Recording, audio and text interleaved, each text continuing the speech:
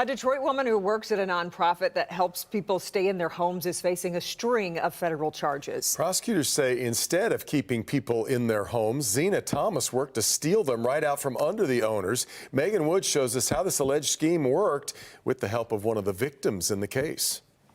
We're here on 2nd Avenue where the United Community Housing Coalition office is. Now, this nonprofit helps Detroiters with low income get housing assistance. It's also where Zena Thomas was the director of home ownership programs. It's saddened to see these individuals in a position of trust taking advantage of the very ones that they're hired to help. Wayne County Register of Deeds Bernie Youngblood says they first noticed something was off when they received several complaints into their mortgage and deed fraud unit.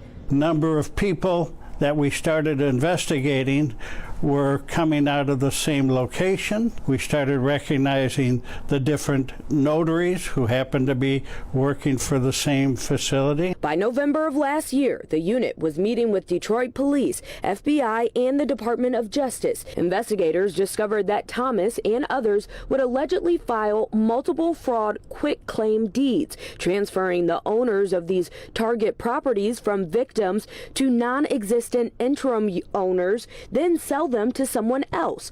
The wire transfers would go to her realty company, then allegedly she would transfer it to her personal account. Bernie Youngblood says on Wayne County Register of Deeds website, there's a way to stay on top of what's happening with your property.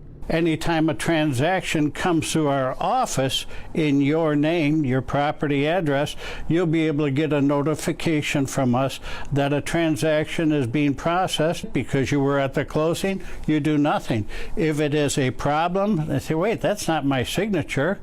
Then you call our fraud team. Even though Zena Thomas is charged, this is still an open investigation. So if you had any interaction with her or are concerned that you may be a victim, we'll put those resources on clickondetroit.com.